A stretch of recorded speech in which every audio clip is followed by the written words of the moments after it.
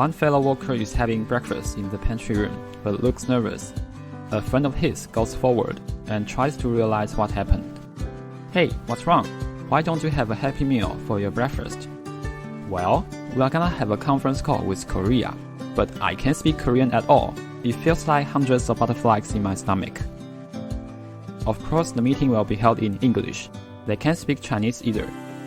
But last time, it didn't be held in English when meeting with China? We speak Chinese in the China meeting, certainly. Are you sure? Are these two fellow members' statements make sense? Let's take a look a little bit. To be honest, being capable of speaking Korean or not is not an issue. Most of the conference calls are presented in English. And what about meeting with China? Basically, we share the same culture and language, so it will be much clearer to discuss in Mandarin Chinese. Today's content will include the preparation before the meeting, knowing the pros and cons between each other, and rehearsal potential questions as much as possible. Next time, if we have a chance to hold an international video meeting, impoliteness or unprofessional will not be a concern anymore.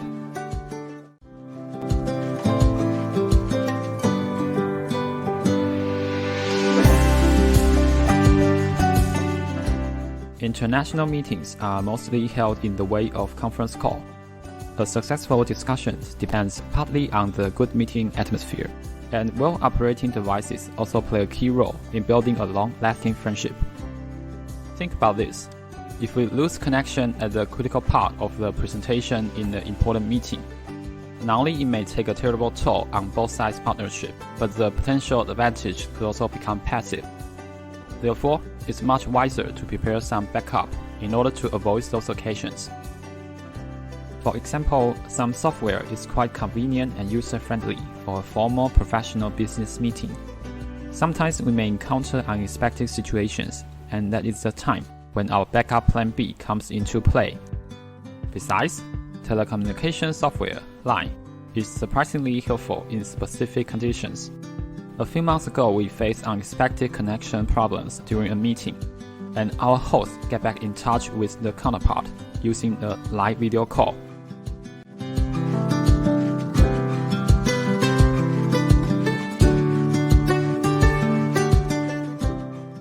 Why do we need to prepare such easy things like greeting or saying hello? In fact, the importance of a warming opening cannot be underestimated. From my own experiences, there comes a time we have to interact with foreign teachers, and we can notice the following interesting phenomena. Students having good interactions with the teacher at the very beginning of the class also have active responses for the rest of the lesson. On the other hand, English fluent students may not prepare a good opening and feel nervous in the later communications, resulting in the non-ideal evaluation. For those who are not native speakers like you and me, having a meeting in a foreign language may get stomach aches, so the prepared greeting beforehand can build up confidence and release some tensions. A good meeting preparation should include the opening and closing remarks. The following are something we can consider. Hello, Mr. Zhang. So glad that we have a chance to hold a meeting with you. It's my pleasure to hold a meeting with you. So nice to talk with you. Hello can be replaced with good morning, good afternoon, or good evening. Moreover, avoid just saying bye-bye at the meeting end. That feels too rushed and rude, and also kind of impolite that causes a discount between the two-way long-term friendship. We can try to express gratitude for the audience participation, such as, "Thank you for taking time to meet with us today. Thank you for being our guest today. We appreciate your time for having a meeting today. We'll get back in touch with you via email or mobile phone. We'll follow up with you via email or mobile phone."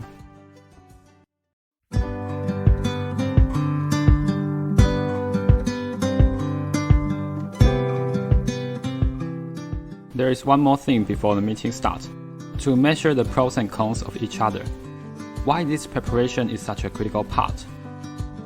Imagine, there are two companies having practically the same scale, and they launch a meeting aimed to create chances to work with each other. This formation of the meeting usually has a happy, less tense situation, so it would be fine to discuss in a casual way. However, if one side barely catches the other's level, some terrible, unacceptable results can happen merely by a tiny, small misunderstanding.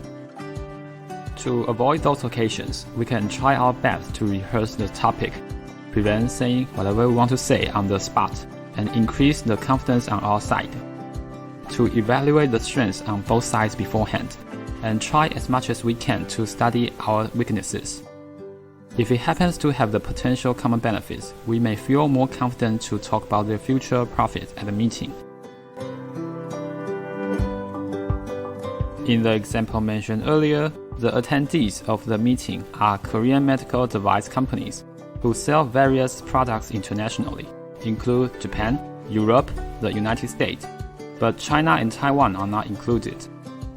So the purpose of that meeting is to invite Taiwan as the business partner and broaden the chance to market in China. Thanks to the preparation work beforehand, we responded in a casual, confident way, having a very happy, less tense meeting. Therefore, the preparation list before a conference shouldn't ignore the importance of a background research.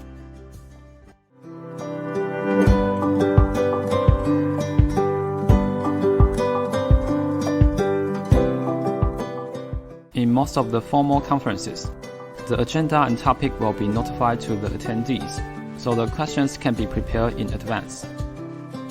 One of my previous experiences has an interesting story.